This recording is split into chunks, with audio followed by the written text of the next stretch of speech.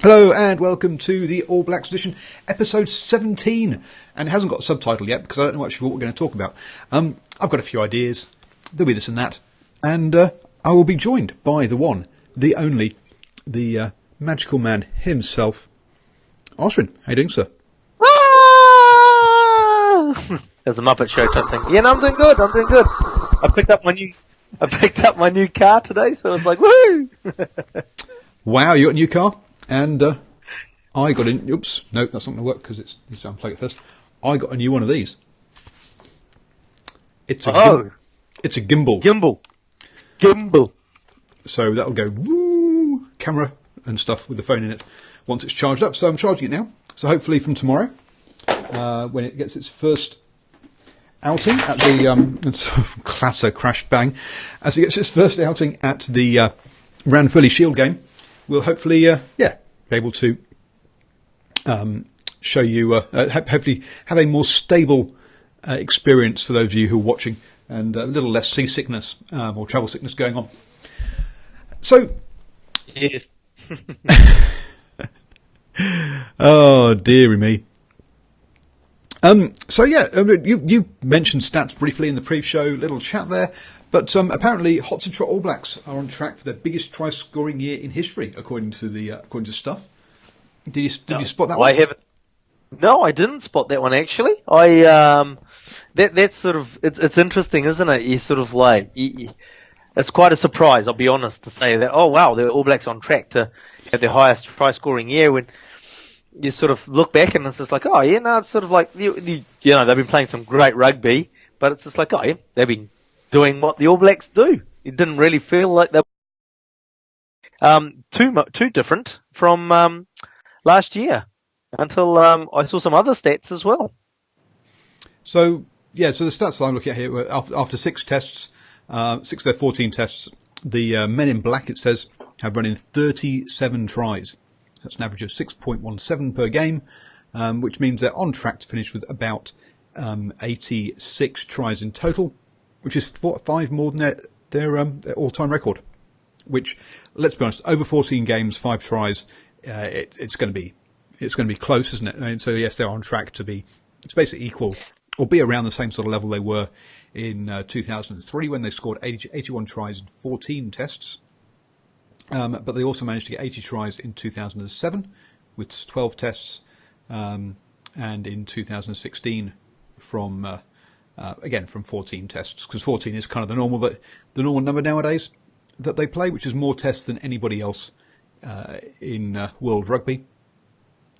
And when we talk about, which is kind of interesting when we talk about player welfare and how much rugby these players play, but that's a separate topic. As you say, so Arshin, you were watching a show by the 1014, who for those who watch on YouTube, you can search the 1014. They're two an Irish guy and a Kiwi who are doing some stuff also with Sky on the analytics side. Very good. But what's driving this 86 try record year then, Arshin, according to what you've read or seen? Well, I'll come to that in a moment, but I suppose it's the fact that they're playing heads-up rugby, but we'll come to that in a moment. The interesting facts that sort of I found that came out of it, which makes it even more incredible the number of tries that they've scored, is they've actually had less possession than last year. So last year they had in the 40s. Basically, their games ranged in the 40s in terms of percentage of possession. So this year it's reduced down into the 30s. So this year we're scoring more tries, but we've got less possession whilst we're getting those tries. So there's a couple of things around that. Obviously, we did talk about the fact that, and I'll let you sort of like expand on it because I can't remember the exact point that you made. But on the surface of it, you could say that, of course, if you're scoring more tries and you're scoring them quickly, then you're not going to have the ball for long and the opposition's going to have the ball longer. And that's where I'll let you jump in because you made a valid point on that one, if you can remember it. If you can remember it. If I can remember If you can remember it. I guess one of the points we've been talking about, actually throughout the Super Rugby season as well, is about how efficient teams are. And that's one of the things that we've seen here from the All Blacks is that they are very clinical with their attack. Now, and one of the points that I can't remember whether I made to you last night after our show or not was that the All Blacks love attacking with obviously turnover ball. The reason for that is that the defences aren't set, and so there's more gaps in the field. So if you can score within 2 phases of a turnover, or if you can strike, you're much more likely to be able to score because the defence won't be as set. There'll be space somewhere if you can find it. And that's what the All Blacks have been very good at, is finding that space within a couple of phases after turnover ball. So as you say, if you've only got the ball for 2 phases, then you score, you're going to have the ball less than a team who has to go through 20 phases or 34 phases or whatever to score, which was one of the things you guys have been discussing with Pierre, another friend of ours who we used to sit in as part of the West Stand Massive in Eden Park. Was that the point I made? Absolutely. Yep, that's the point you made. Yep, absolutely.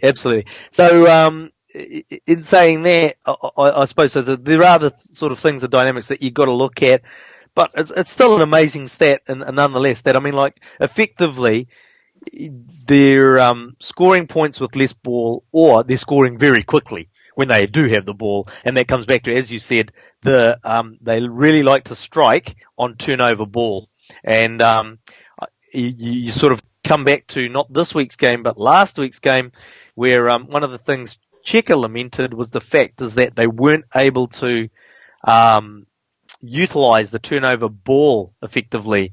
And in fact, because we're sort of like great rugby pundits, we sort of alluded to that as well ourselves before that even happened. And the fact is that you've got a David Pocock that's so focused on getting in and turning the ball over, and you've got him focused on that he isn't necessarily available as a 7 in that position to roam and support for the break. And the other thing was the Bernard Foley is that they're hiding him in defence, and so if they do get quicker turnover ball, he's not in the position of first 5 to take advantage of what's a heads-up play, as you say, in terms of turnover ball, and take advantage of it and to make yards and to score tries. Now, so Foley wasn't actually playing or starting. No, not this week. Previous weeks, yeah. But even when he didn't start in Eden Park, if you looked at the lineouts, we had Kurtley Beale sat in what would traditionally be the hooker defensive position between the tram lines, which means if you win a lineout if you win an opposition lineout, your first 5'8" is stuck totally out of position as far as counter-attacking goes. Now you've got a lot of teams nowadays don't put the hooker there, but they put the scrum half sits in that channel defending, which obviously opens you up straight away to the quick short pass and basically the prop running over the scrum half in that position. But I say a lot of teams do put the scrum half. I mean, in the All Blacks, you'll see put the scrum half defends the blind side or the tram lines during the opposition throw. But he can get into position. He can get into counter-attack position an awful lot quicker than the fly half or the person who's supposed to be first receiver. But yes, that is part of. As we said, we think that's a problem for the Wallabies, is that they can't transition well between defence and attack. And this is interestingly, it's one of the things that I think the All Blacks have taken away from the basketball recently. They've all this kind of cross sport pollination of ideas. Obviously, one of the things in basketball is if you can score on transition turnover ball on the transition, it makes it much easier because the defences aren't set. Down the fast lane through the key. Absolutely, whatever you said.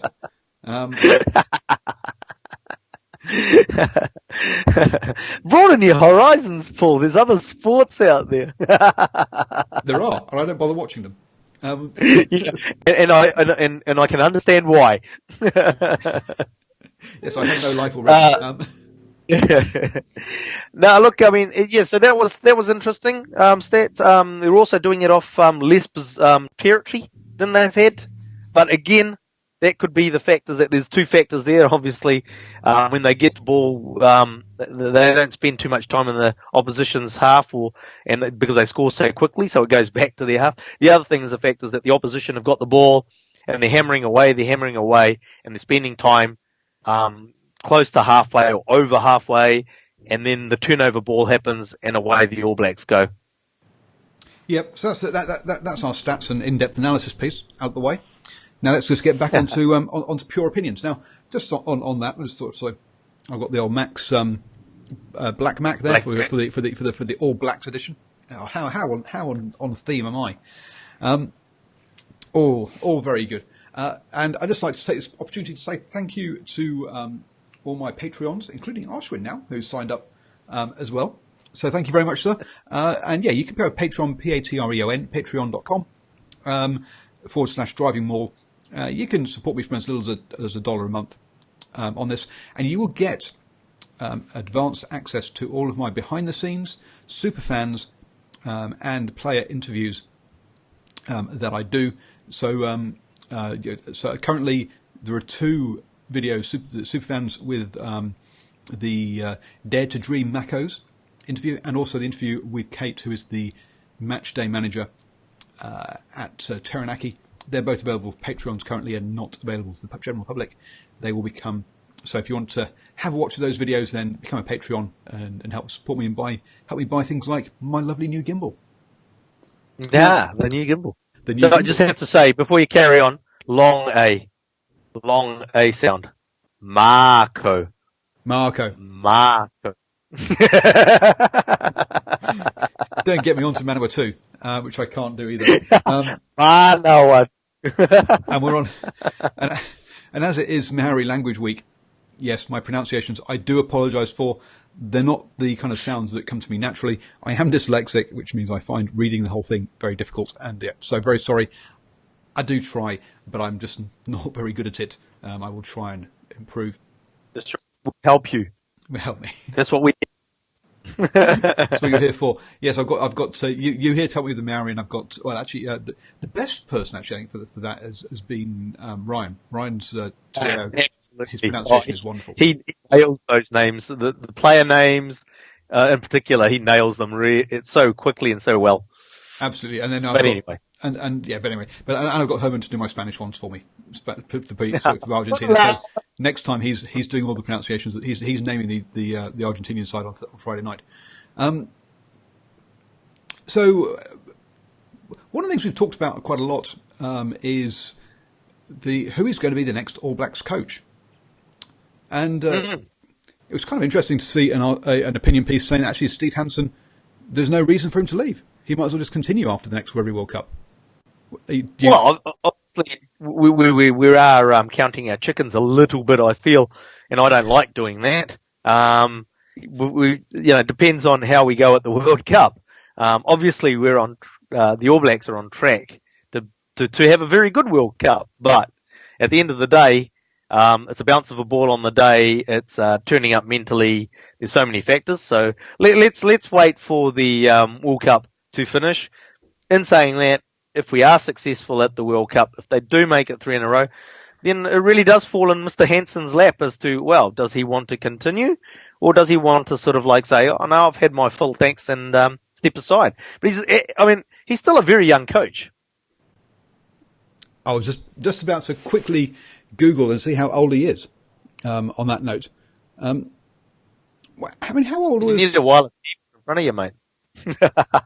Sorry? You need a wireless keyboard in front of you. I do.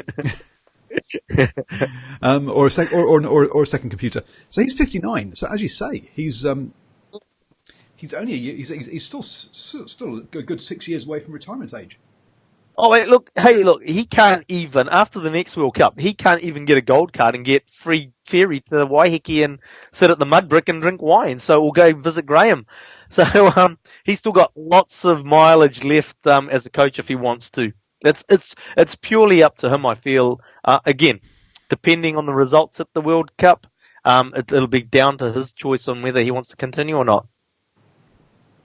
And talking of Graham Henry, so I just thought, he obviously stepped down, 7 years ago now? Yep. I'd say about that, something like that. And he's 72, so he would have been 65 when he stood down, ish. So yeah, so so you're right. Steve Hansen has got another Rugby World Cup cycle in him, at least. Mm. Yep. So he could be the first coach. Look, getting ahead of ourselves, definitely. Okay, and I don't like sounding. And we've had this discussion. Don't like sounding arrogant as an All Blacks fan, but it's just like let's get our crystal ball out. Well, not a crystal ball, but let's say he does win the next World Cup in Japan. That gives him the opportunity to be the first coach to get a three-peat. Because the All Blacks will have a three-peat if they win in Japan, but he could get one as a coach, although he was part of the coaching team. I was going to say, as head coach as opposed to just part of as a coach, yes. And look, the other thing is around that is the fact is that Scott Robertson's obviously, let's face it, if Steve Hansen got hit by a bus tomorrow, who are you going to pick as the All Blacks next All Black coach? You're going to be looking at Scott Robertson. No, I know you're going to say Fozzie, mate. I know you're going to say Fozzie, but Fozzie or Smith. Smith's the other one apparently that's being banded around. Sure. But the thing is that personally, I think you can't discount the Scott Robertson. And again, at the moment, he's making noises. Oh, I don't want to. But I'll come to that in a second. But the reason why you have to really rate a Scott Robertson is that the Crusaders went 9 years with an All Blacks squad without winning a title. Scott Robertson comes in and picks it up the first year and second year. Yeah. Now, the problem with Razor is that he likes to surf. Sorry? He likes to surf. He likes to surf and get a proper haircut. And he's a bit too old really to dance like that. Yeah. But he's younger than you are. Yes, he is. He's the same age as me, ish, yeah. I think. How old am I? Yeah, that was... Anyway. No, but you cut me trick. So we're talking about doing three-peats and stuff with Hansen. If he took over, he could be All Blacks coach for 20 years. We could be talking about 5 Rugby World Cup winners' medals for him. Of getting ahead of ourselves. But look, is there a problem with that? Continuity? Oh, really? Having the same... I think it would be too early for him. I think he should go get some other experience first and then become the All Blacks coach. And to me, whilst it's impressive that he has gone and won 2 Super Rugby titles in his first 2 seasons, what's been really impressive for me is how he has actually changed the Crusaders' beginning of the season. We always used to say that the Crusaders were slow starters and would lose their first couple of games. I mean, they lost to the Rebels at home one year in the opening round. You don't see that from his Crusaders sides. And he's gone from being... he's managed to take a team that traditionally started slow and they don't anymore. They're hot from day one, which I think is impressive. If you want to have a quick listen or a quick idea or an insight into his coaching, go have a listen to my my interview with Seta Tamanavalu, and he gives you a little insight into Razor's way of coaching, which was kind of interesting. So he's very much a top 2 inches coach, from what I understand, and he obviously has managed to get them switched on from day one, which, let's be honest, Blackadder failed to do. Absolutely. Look, I mean, you've, to my mind, it's just like, let's get some hate on Ashwin happening, but I found Blackadder as an uninspirational All Black, and you could see the fact that there was probably an element of that in his coaching as well. Oh, he's only 2 coaches in Crusaders history have not won the title, and the other coach I think only coached for 1 year, from memory. When it was Super 12, and then let's just very quickly bring up the Crusaders coaching. It's interesting, isn't it? They held on to Blackadder for so many years. Then he was there for a long time. He was there for a very long time. So, this doesn't actually have the history of the coaches. It just has the current coaching setup. But yes, I think I could be wrong. But I think he's the only coach. I think there's only 2 coaches that have not won a Super Rugby title with the Crusaders, and he is one of the 2 of them. Because obviously Mr. Dean's won it a lot of times, but because they it's going back through the years in Super 12s. I mean, they won it in 98, 99, and 2000, and 2002. So they won the 3rd, 4th, and 5th edition of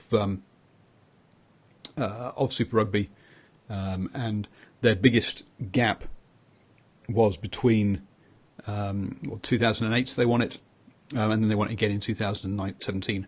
So basically 2009 to 2016, which I think was when Blackadder was there, is their biggest gap. He had a cunning plan. Oh dearie me.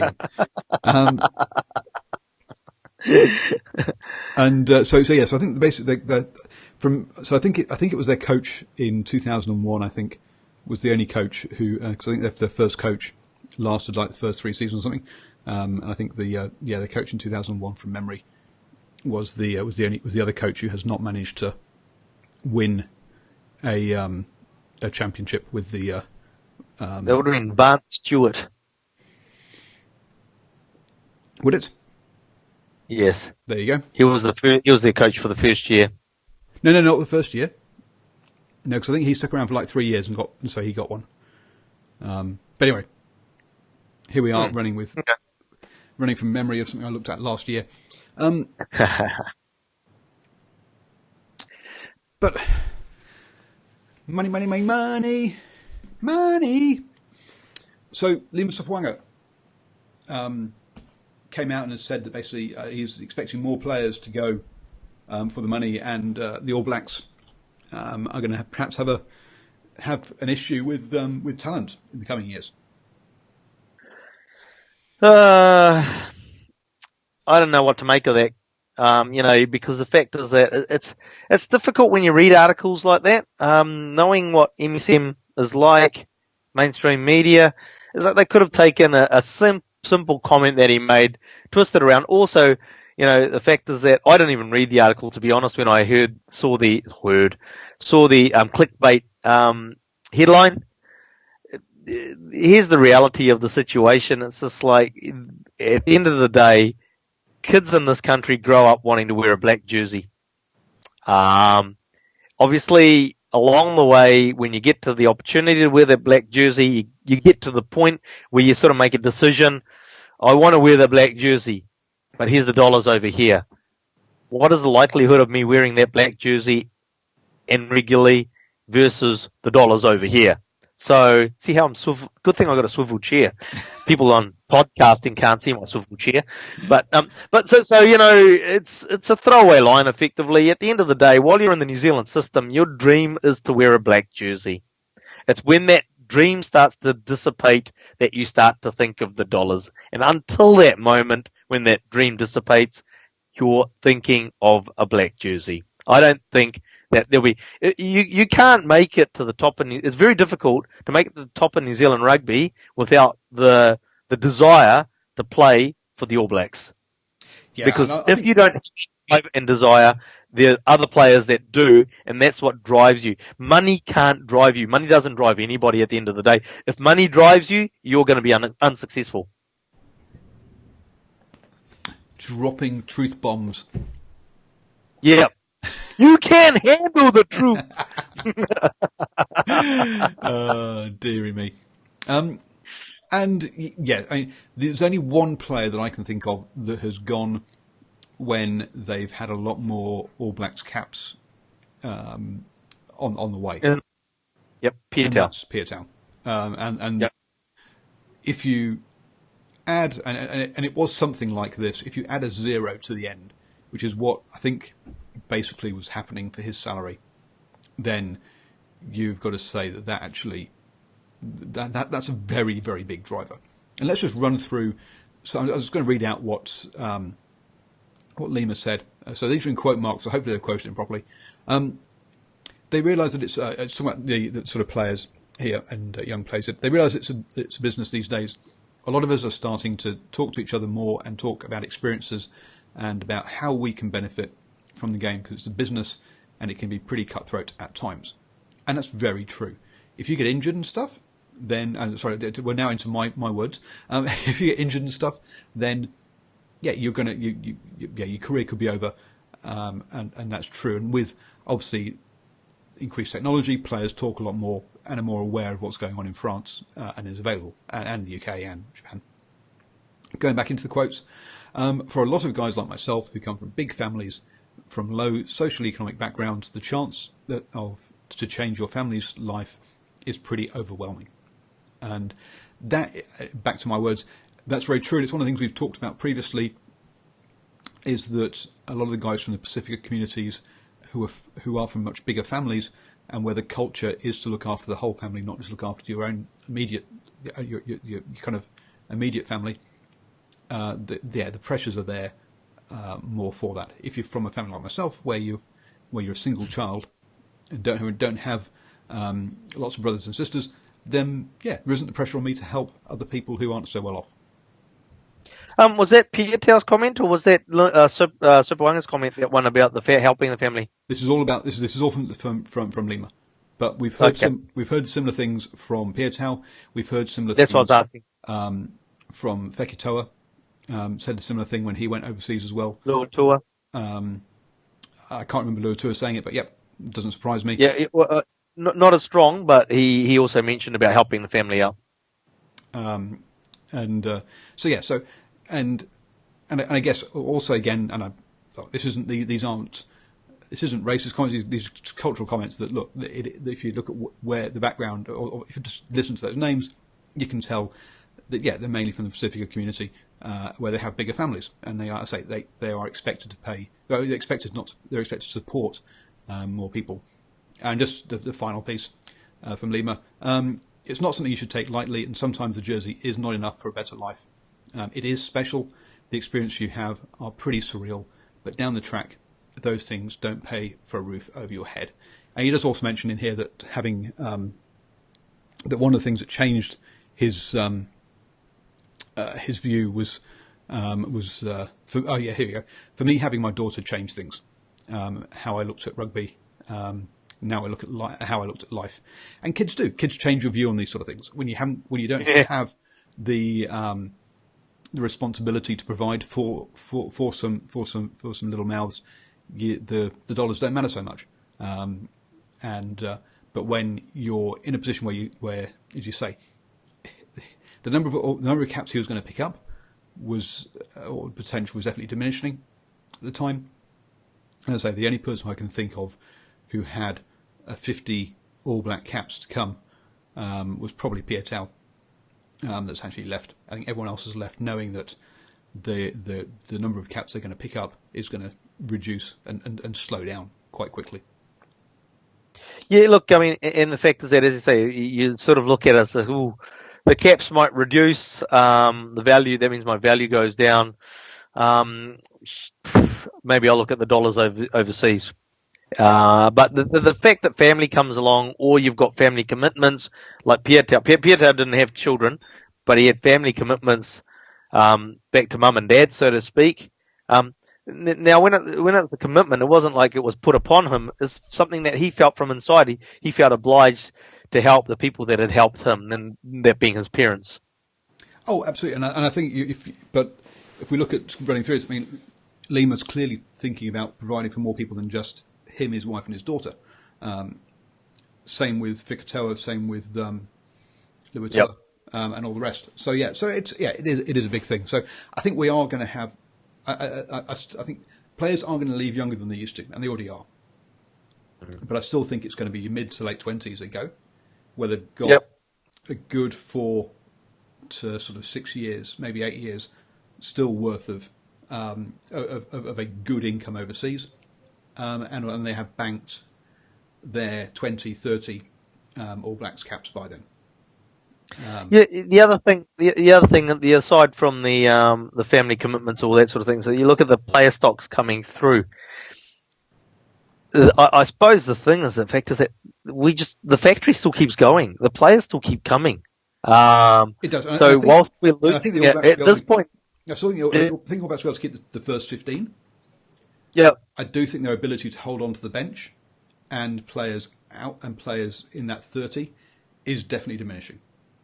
The depth is going to reduce, but the quality at the very top, I think, is going to stay the same. But it's still interesting, Paul, in the fact that the play, the impact hasn't been as great as, say, some of the other countries have faced because of the fact that the players just seem to get churned out and they just keep turning up and turning up and turning up. So, you can get the bench disappears, but there's somebody of good enough quality or even better to replace them on the bench that's come through the system. At the moment, I'm not saying it's going to continue, but it's just like at the moment it is, and it's like you look at the last 3-4 years, and that's that period where it started to change, where players are taking the dollars, and at the moment those players are still coming through. Whether it'll continue is the big question. Yeah, and there have been a couple of areas of question marks. Like there is definitely the depth at lock isn't there. We have we've seen that the fact that they're only selecting 3 in the squads. We've seen that because of what happened in Chicago when the All Blacks lost to Ireland. That's when they were missing their first 2 or 3 choice locks, and there was definitely a locking issue there. So there are areas that aren't as deep as others. It looked like fly half was going to be one of those when Cruden and Sopoaga left in 1 year after the other. Mm-hmm. But Richie Mo'unga has come pretty much from nowhere, to be honest, over the last 2 years. Well, I don't know if it's from nowhere, although when he first came onto the scene, he didn't really look like he was going to crack it, but I sort of think the last 3 years, he's actually, for the Crusaders, he's actually been putting the performances on the board. Well, he wasn't even. And that can be 2 titles. But he's only been. Before that, he wasn't even at the Crusaders because you had Carter, Slade, Taylor, were all there. They all left after every World Cup, which left a big hole. I thought Marty McKenzie was going to get a good chance at a shot at that jersey. He didn't. Marty McKenzie.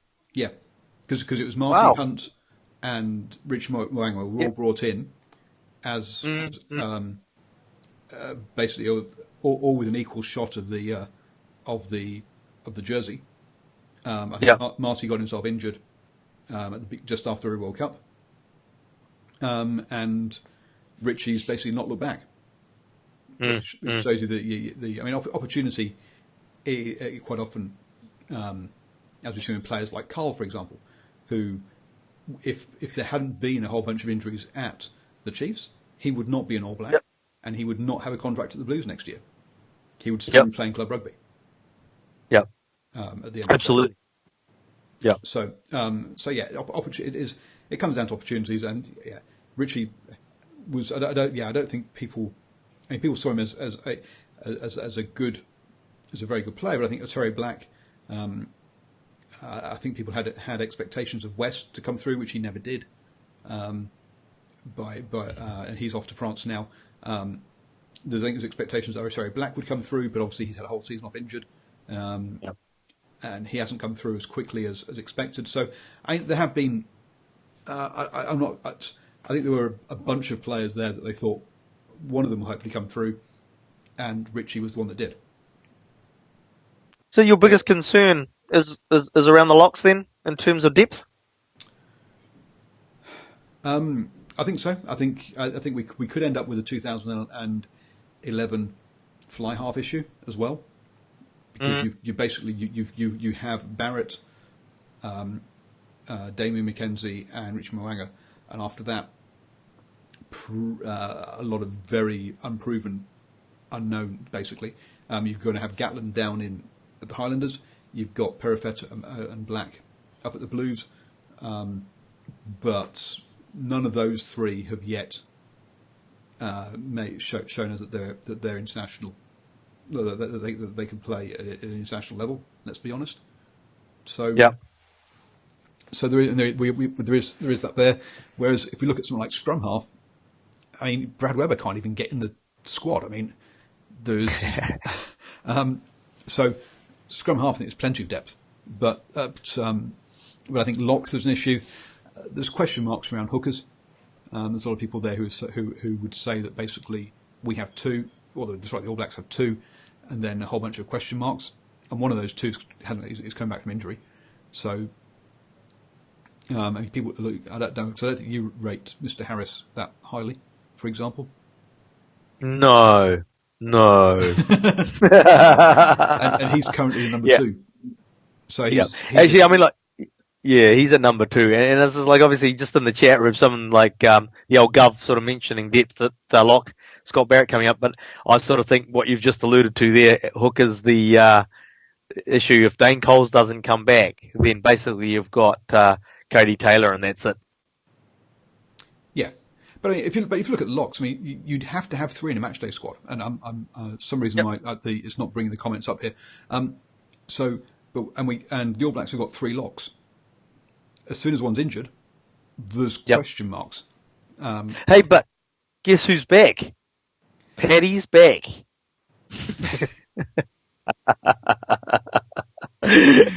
Yeah, I'm just trying to remember what the quote was, but it was Paddy. Something about hat trick. Patrick. Yeah, there you go.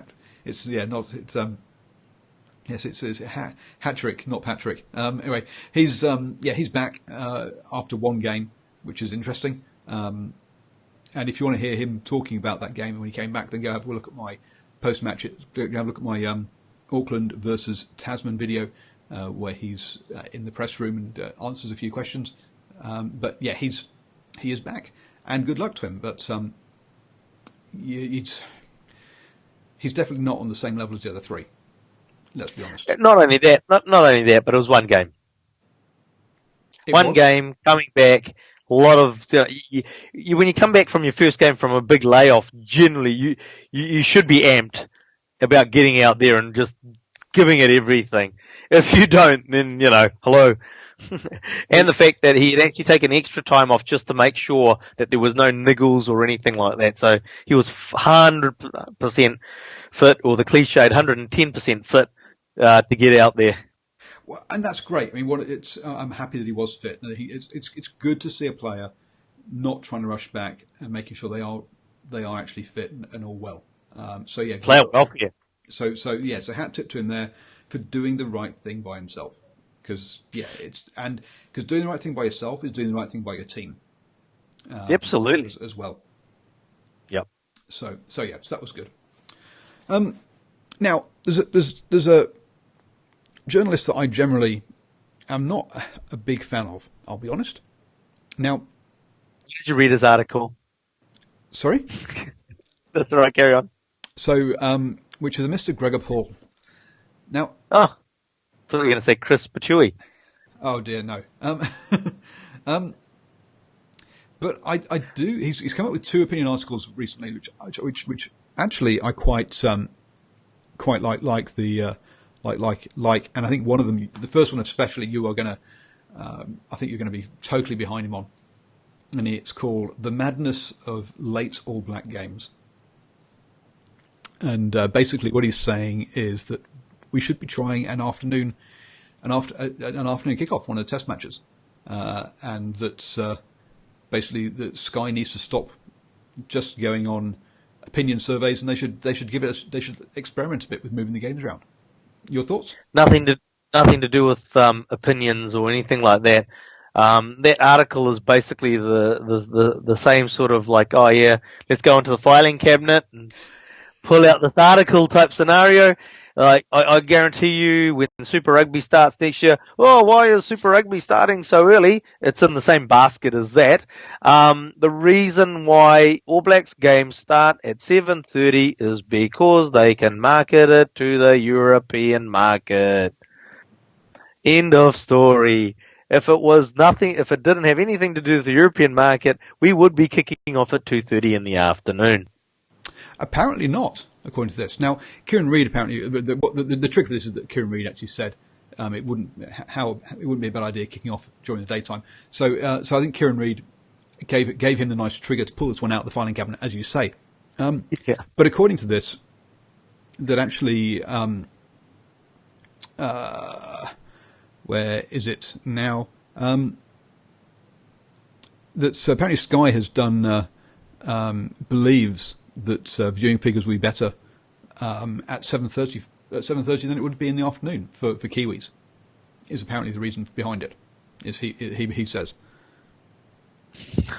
Look, they have said that, and that has come out in the past, because Kiwis go shopping because that's all they do now is live at malls, and then they come home in the evening and they sit down and watch rugby. So nobody's at home to watch rugby. I have heard that as well, but the reality of the situation is the reason why games kick off at 7:30 is so that the Northern Hemisphere countries don't have to wake up at 2:30 in the morning to watch the All Blacks.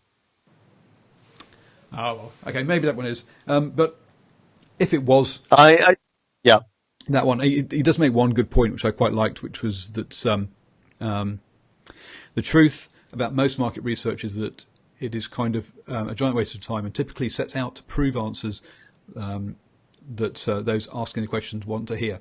So yes, I wouldn't be surprised if there is an element of that as well. Is that Sky? Having worked at the university, that is a real rocket surgery answer, that one. It's just like all research has an agenda and is always filtered towards whoever's paying for that research to happen.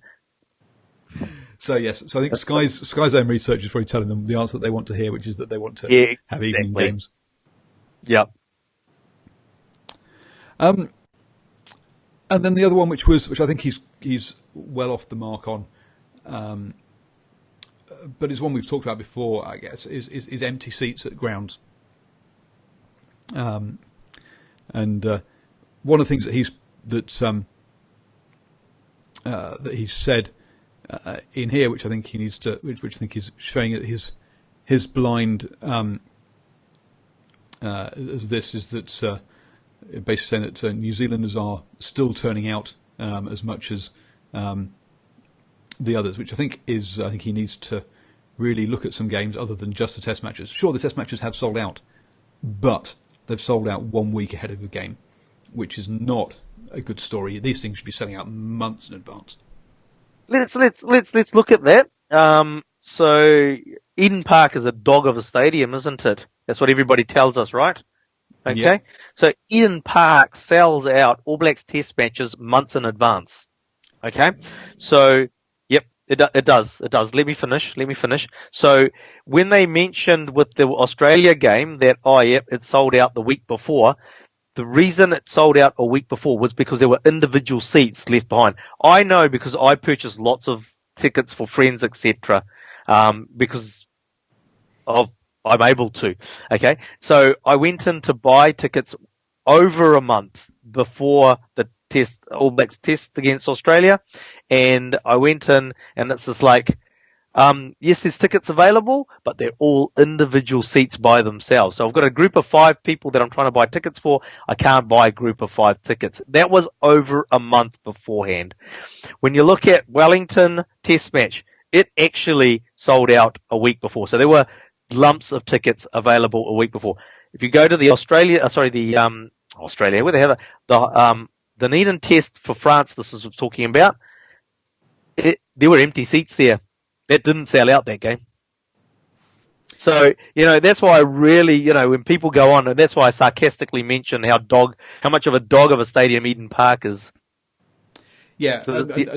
Okay. So I agree. I mean, I have bought a ticket the week before a Bledisloe Cup game, but it was, as you say, it was a solo ticket, and it wasn't the best ticket in the house by any stretch of the imagination. Don't get me wrong, But that was good because it meant I was in a seat next to a box, and a couple of guys in the box gave me a couple of free beers.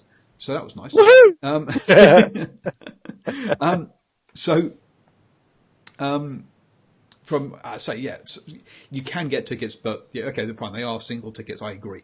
Mine was a single ticket. There wasn't any. I couldn't have bought. I probably would not have been able to get 2 tickets next to each other.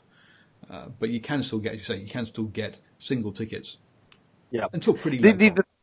In fact, the French test, interesting enough, there was no single tickets left. That was actually fully sold out.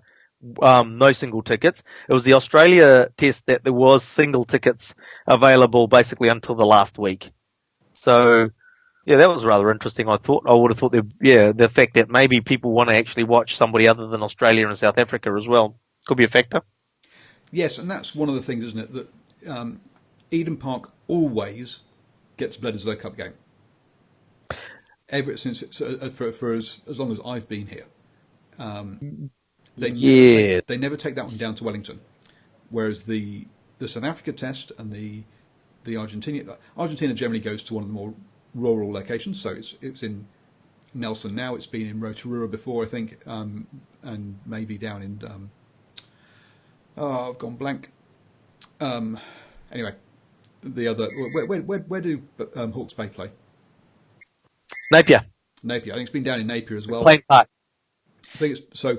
The Pumas get taken out to the regions, and then sorry about the chirping. Pardon? I'm sorry about the chirping. If you can hear that. And then South Africa, in a Lions year, played in Albany, but otherwise they always play in Wellington, pretty much. And that's I think they need to switch around that Bok and Wallabies game rather than making it the same game every single year at Eden Park. Personally, I think it's, as you say, the France one. And the history between France and the All Blacks is legendary because France keeps knocking, or used to keep knocking, the All Blacks out of Rugby World Cups. So even though it's more than a decade ago, people still it still has a resonance that a lot of other games don't have, which is why I think it always sold out quicker. Because also the Aucklanders get to see France versus the All Blacks once every 4 to 6 years, basically. So it's not a frequent thing anyway. So which I think is helps drive it. Look, I mean, in terms of the empty seats outside of the All Blacks games, it's and we've talked about this, and we sort of think that the New Zealand Rugby Football Union really do need to just check what they're doing in the scenario, because they're promoting the All Blacks as the number one brand at the detriment of other rugby. So in the Auckland market, they're basically pitching the All Blacks up against the opposition code. And the All Blacks play in the city twice a year. The opposition code plays every fortnight. Yep. So I don't know. I think there's still some chickens to come home to roost on that. Yeah, and also listening to the noise out of out of Taranaki. So they've had the Ranfurly Shield. The Ranfurly Shield traditionally brings big crowds. It's going to be interesting to see what kind of crowd we get in Hamilton tomorrow night. But the crowd Shield. Sorry. Oh, sorry, in Hamilton. Sorry. Yep. In Hamilton, because Hamilton tomorrow night we've got Waikato versus Hawke's Bay, who have a very good chance of taking the Shield. To be honest, tomorrow night it should be a cracking game. But if you look at the comments made by the head of Taranaki Rugby Union and also the Supporters Club as well, was talking about, hey, you've got to get out here, you've got to come in, we need the money. Why aren't you turning up to watch these games? You're like, if you're talking about the money, and that you've got that how the Shield is a great boost to the coffers, you're using the wrong message out to the fans. Now I know a lot of fans didn't turn up because they don't like watching games from end on. Now we do. Well, I do. I'm assuming you do as well, because that's where you sit every. That's right. Sit everywhere. For all the Super Rugby games and All Black games, not for the Auckland games, because you're not allowed to. But that part of the ground's closed for those who aren't aware. Yeah, I like watching a game from behind the posts, but I know some people don't, and yeah, that's one of the reasons they've not had great turnouts in New Plymouth. As a rugby sort of diehard, I won't say purist because I can't say I'm that analytically correct all the time. But as a rugby diehard, the reality is that you actually get a much better perspective from the end on than you do from side on. You can see where the players opening up. You can see where they should be going, which is the opposite direction to where the Blues go. So yeah. But you basically, when a ruck sets up, you can see the defence is lined up to the left or to the right much easier. You can see where the gaps are in the defences, and so yeah, the only downside is that obviously when they can be 100 metres away from you at times. Yes, absolutely, and so that's the only downside you say is that's the only they downside. can be quite a long way away from you at times. Yeah. Conversely, it can be like about 15 metres away from you. In your face. In your face. Oh, dearie me. Well, cool. For anything you want to talk about for the upcoming game, or I think we're pretty much wrapped up personally. Yeah, look, we're wrapped up, but I suppose we'll allude to the game on Saturday. I suppose we we wait for that with a bit of apprehension. On one hand, you're an All Blacks fan, and it's just like, let's smash some South Africans again, but not exactly great for a viewing for a neutral. If the All Blacks are just going to go there and give them another 50-point hiding like they did at North Harbour last year, so that's it. Yeah, it'll be interesting. I'm waiting to see what transpires. It could show as to which direction the South Africans are going in. Up or down? Yeah, absolutely. And one of the things we talked about last night was we're not sure that Rassie Rasmussen really knows what his side is, or even how to motivate them, saying, "Hey, I'm going to lose my job soon." So it's all kind of interesting. It all looks like a bit of a mess at the moment, unfortunately for South Africa. But let's see how it goes. So, as I said, if you want to get more in depth into some of the stats that we were talking about at the beginning of the game, beginning of the show, then go check out 1014 as well. They're a very good channel. Please become a Patreon, Patreon, patreon.com/DrivingMaul, to help pay for that gimbal that's not in my budget. Like, share, subscribe, all of that kind of wonderful stuff. I will be at the game tomorrow night, so check out, if you want live coverage, check out at DrivingMaul on Twitter. And if you want to just see the summary afterwards, then check out the video that I'll put out on YouTube before I leave the ground. And then I'll be back on Friday night to give you a preview of the the Rugby Championship game this weekend. That is forward planning. So yeah, we'll run through the opening round you're going to talk about.